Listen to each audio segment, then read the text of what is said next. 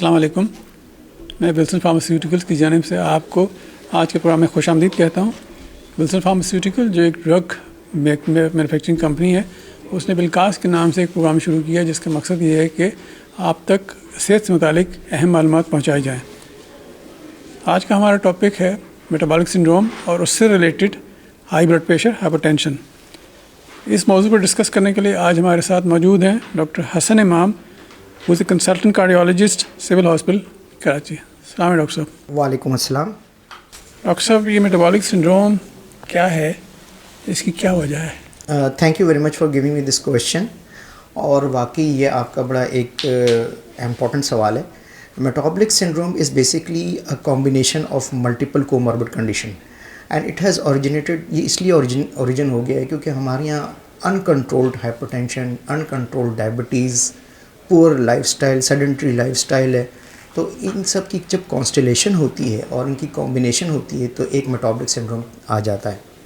اب metabolic syndrome میں اگر ہم اس کو کنٹرول کریں تو اس سے کافی کمپلیکیشنس آپ کی کنٹرول میں آ سکتی ہیں. الٹیمیٹلی پیشنٹ اگر نہیں کنٹرول کرتا, he ends up in the bed. اور بیڈ کا مطلب یہ ہے کہ he is suffering from this disease, chronic diseases. اور پھر اس کو جب ہم کنٹرول نہیں کر پاتے, financial burden as well as the health wise patient جو ہے وہ سفر کر رہا ہوتا ہے.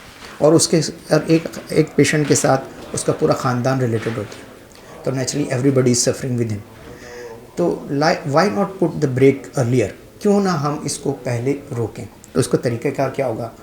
وی can go step wise by controlling sugar at the most, کیونکہ شوگر ایک ایسی چیز ہے جو دیمک کی طرح اندر سے چاٹتی ہے.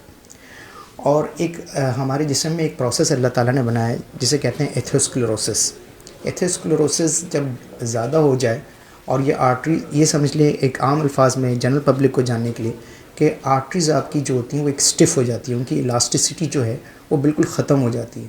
Once the elasticity is finished, the patient develops hypertension اور hypertension itself develops other complications.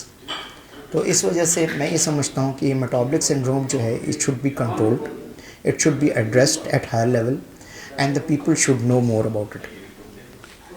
ذرا کمپلیکیشنز کے بارے میں بتائیں گے کہ کون کون سی کمپلیکیشن ہو سکتی ہیں ہائپر ٹینشن سے؟ جی, سب سے پہلے بہت اچھا سوال ہے. ہائپر ٹینشن جو ہے وہ دو حصوں میں ڈیوائڈ ہوتا ہے.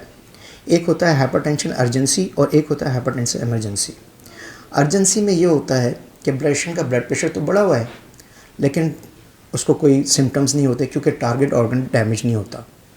لیکن جو ایمرجنسی ہے اس میں ٹارگیٹ آرگن ڈیمیج ہو جاتا ہے.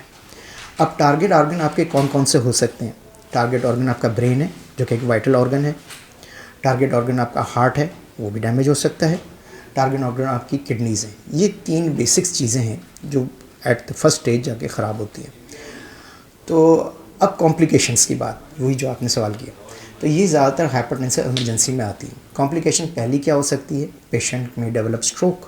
اسٹروک کا مطلب عام الفاظوں میں کہ اس کو فالج کا اٹیک ہو گیا ہے.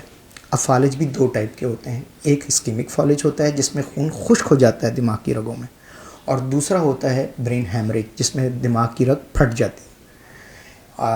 یہ تو ہو گیا اگر بلڈ پریشر آپ کا ہائی ہے اور دماغ کی رگیں اس کو سپورٹ نہیں کر رہی.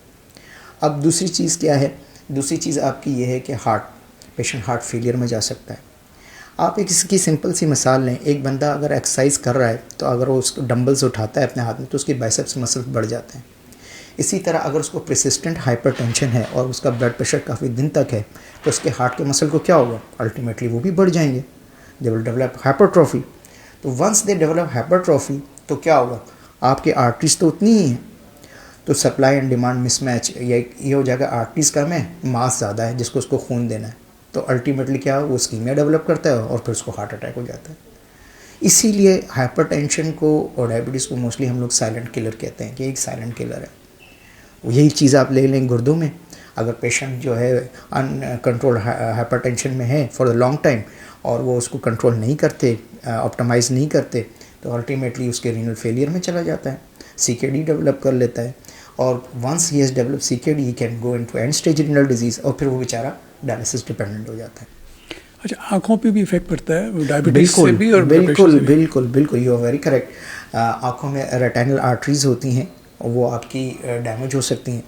اور الٹیمیٹلی آپ اپنی نظریں بھی کم کر سکتے ہیں, کم ہو جاتی ہے, بینائی کم ہو جاتی ہے. آنکھوں پہ کیسے افیکٹ ہوتا ہے؟ وہاں بھی خون کی نالیاں ہی بالکل, وہاں پر بھی خون کی نالیاں ہوتی ہیں, ریٹنل آرٹریز ہوتی ہیں, ان میں اس کے 4-5 سٹیجز ہوتے ہیں. اے وی نپنگ ہوتی ہے, سلور وائرنگ ہوتی ہے. یہ تو انگلش میں بہرحال میں عام الفاظوں میں کوشش کرتا ہوں جو لوگوں کو سمجھ میں آئے کہ جو آپ کے آنکھوں کا جو پردہ ہوتا ہے جہاں سے اس کو خون ملتا ہے, وہ جو خون والی رگیں ہوتی ہیں وہ متاثر ہو جاتی ہیں, اور الٹیمیٹلی آپ کے آنکھ کے پردے پہ جہاں امیج بنتی ہے وہ امیج نہیں بن پاتی, اور بلڈ ویژن ہونا شروع ہو جاتی ہے. اس کا مطلب یہ ہے کہ ہائپر ٹینشن کے مریض کو کڈنی کا معائنہ بھی کرواتے رہنا چاہیے, آنکھوں کا معائنہ بھی کرانا چاہیے, خاص طور پہ اگر ڈائبٹیز کے ساتھ ہے. بالکل, if it is in control تو بالکل, اور کنٹرول بھی ہے تو میرا مشورہ یہ ہے جو JNC گائیڈ لائنس وغیرہ ہے کہ آپ ایٹ لیسٹ اپنا ایئرلی چیک اپ کریں. باہر کے ملکوں میں ایک ایئرلی چیک اپ کا سسٹم ہے جس میں وہ آپ کے یوریا, کریٹنین, الیکٹرولائٹس کراتے ہیں, جس میں وہ آپ کے ایکس رے چیسٹ کراتے ہیں, ECG ہوتی ہے, اینی چیز یہ جو آپ کی فائنڈنگز ہوتی ہے وہ رول آؤٹ ہو جاتی ہے, اسکین ہو جاتی ہے. تو سال میں ایک دفعہ معائنہ کرانا کافی ہے؟ بالکل. اچھا.